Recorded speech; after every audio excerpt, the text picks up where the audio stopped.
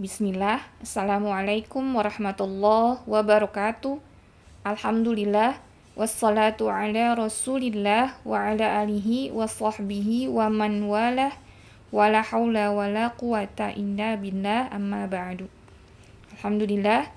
Hari ini puji syukur kehadirat Allah atas segala nikmatnya kita bisa kembali mengisi materi ini.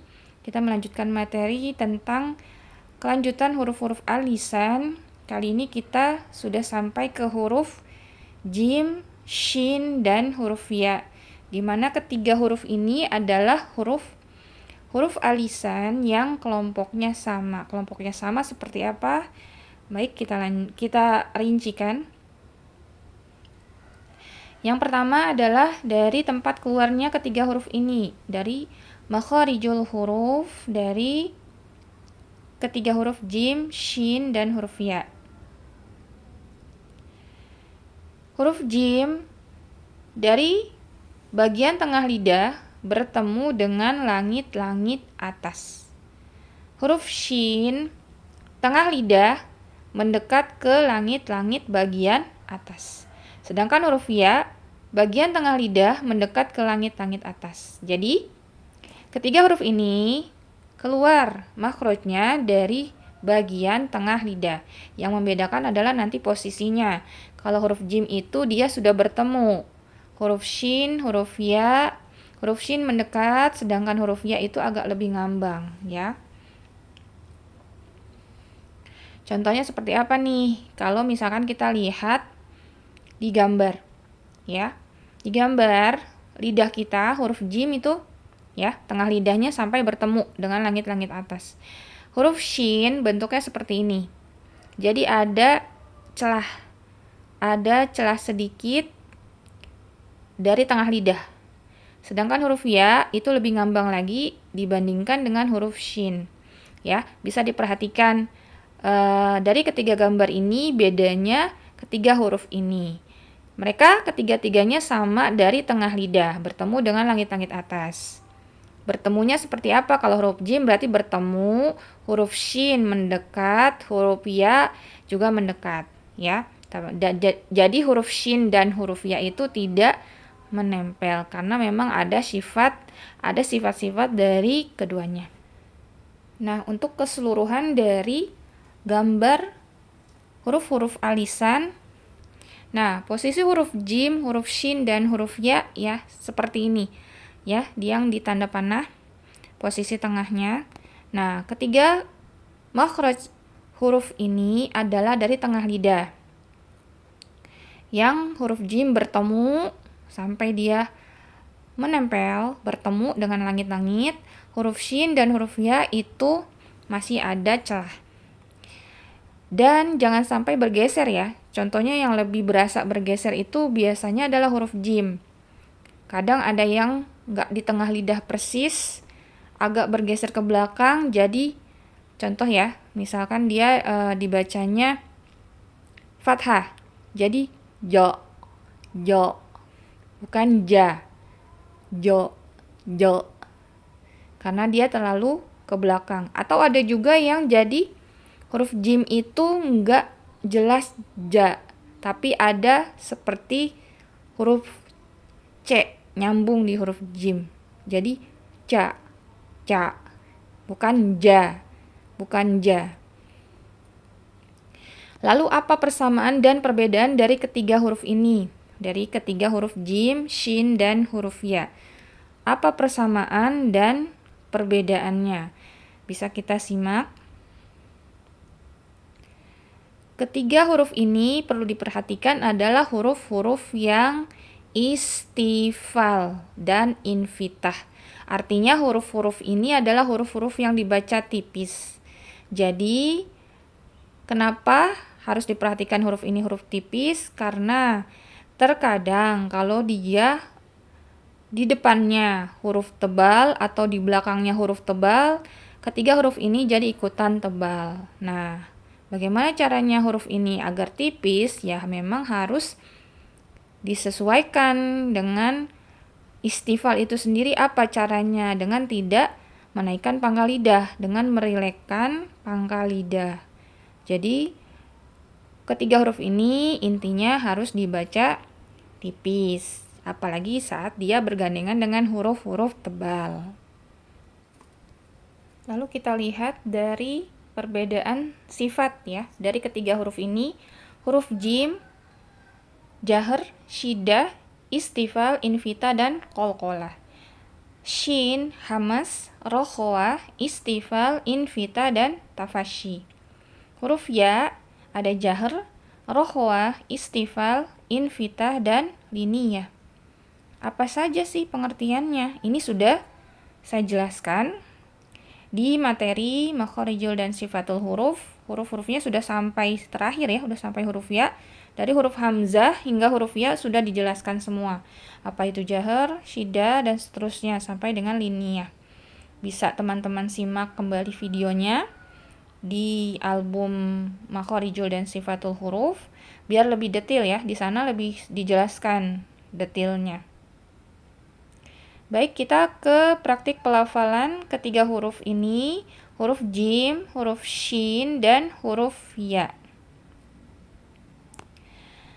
Harokat fathah, ja, jangan ada ca, atau ja.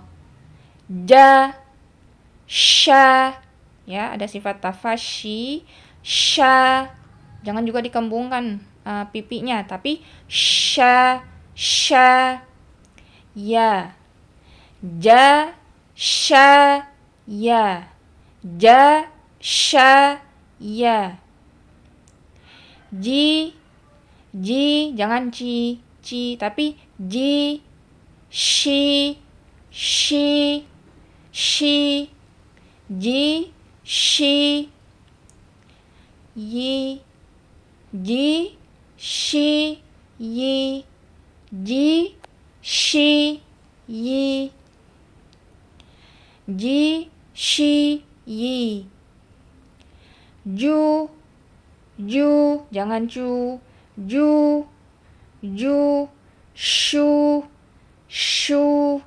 shu. Ingat, sebelum memonyongkan mulut harus makhrajnya sempurna dulu. Shu, jangan langsung dimonyongkan. Yu, aj,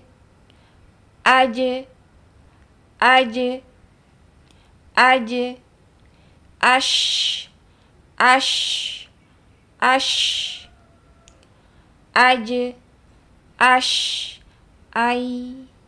ai, jangan ai, tapi ai ya, tegakkan. Karena huruf ya ada sifat yang dia mengalir,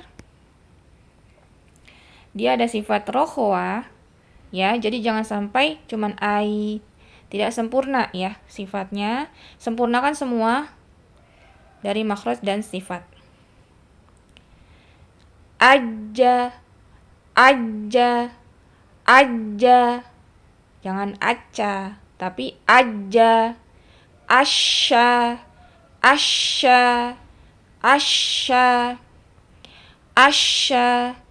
ayya. Kenapa huruf ya harus dinaber? Pas lebih berasa nabernya. Karena kalau cuman ayya ya tidak terdengar huruf ya itu tasydid atau tidak. Tapi kalau ayya ya, ayya itu pasti terdengar kalau huruf ya itu bertasydid. Ada dua contoh untuk huruf jim ya. Yang pertama, huruf jim kita sukunkan, berarti ini ada qalqalah. Bahij. Ingat, qalqalah itu bukan dia je, tapi dia muncul dipantulkan itu ketika lidah kita turun. Bahij, ketika menjauh ya, menjauh lidah dari makhraj itu dia akan dipantulkan. Kemudian kalau misalkan berhenti pada huruf jim yang bertasydid. Contoh pada kata ini. Bil hajj.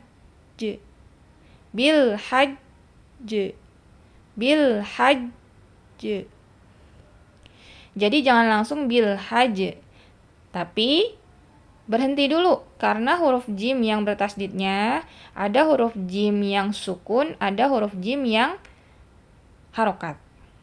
Jadi, ketemu sukun asli, ketemu sukun yang arid. Jadi, bil hajj, bil hajj. Berhenti dulu, bil hajj. Ya, baru kemudian di qalqalah. Jadi, yang pertama itu sukun, ya, diberhentikan dulu. Kan kalau sukun kan dia ada qalqalah. Tapi yang dipakai nanti qalqalahnya adalah yang kedua, yang diarid. Bil hajj, bil hajj, bil hajj. Kenapa dia berhenti? Karena ada sifat. Iya, huruf jim kan punya sifat jahar dan kemudian contoh pada huruf shin yang bertasydid. Ingat, huruf bertasydid adalah huruf yang pertamanya sukun, yang keduanya kalau ini berarti dia berharokat fathah. Maka harus terdengar kalau dia adalah dua huruf. Jadi jangan sampai dibacanya terdengar cuma satu huruf. Kemudian shin memiliki sifat hamas, rokhwa, dan tafashi. Jadi harus terdengar memang dia huruf shin, bukan huruf sin, ya. Tafashi yang membedakan huruf shin dengan huruf yang lainnya. Dan suaranya juga harus mengalir. Udara harus mengalir karena dia memiliki sifat hamas dan rokhwa. Minasyai, minasyai, ya. Minasyai, tapi tidak dimonyongkan minash, tapi minasya, ya, seperti itu. Kemudian ada huruf ya yang sukun. Nah, ya sukun ini harus ditunaikan sifat rokhwa dan liniyahnya. Harus suaranya mengalir, tapi mengalirnya suaranya itu tekanannya lembut, ya. Suaranya lembut. Jadi harus ditunaikan dia, ya-nya, makhrajnya, sifatnya, baru kemudian ke huruf to. Minasyaitoni, minasyaitoni. Jangan langsung huruf ya-nya belum tegak, belum sempurna makhraj dan sifatnya, langsung ke huruf to. Seperti apa?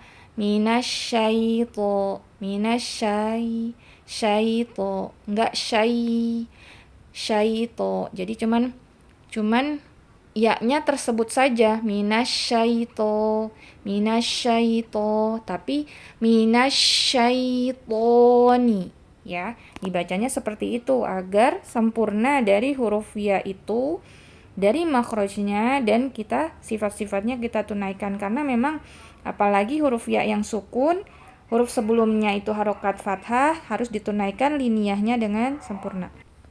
Kemudian kita ke contoh huruf ya yang tasydid.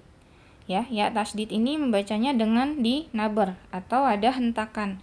Tapi hentakannya ini kalau huruf ya, karena dia ada sifat liniyah, ya.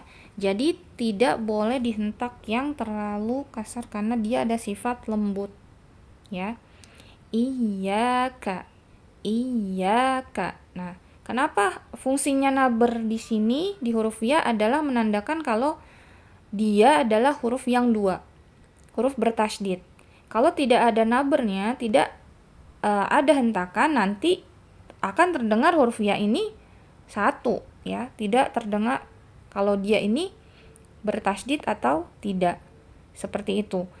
Fungsinya jadi untuk menandakan kalau dia adalah huruf yang bertasydid. Iyyaka, iyyaka, iyyaka. Ya, menandakan kalau misalkan kita oh iya mendengar kata ini, oh iya, kita tulis dengan ya-nya ada tasydidnya. Alhamdulillah, materi ini sudah selesai. Semoga bermanfaat dunia dan akhirat untuk kita semua. Dan semoga Allah mudahkan kita untuk belajar ilmu syar'i, untuk sama-sama belajar memperbaiki bacaan Al-Quran kita. Semoga Allah mudahkan. Amin. Allahumma amin. Alhamdulillah. Subhanakallahumma wa bihamdika asyhadu an la ilaha illa anta astaghfiruka wa atubu ilaik. Assalamualaikum warahmatullahi wabarakatuh.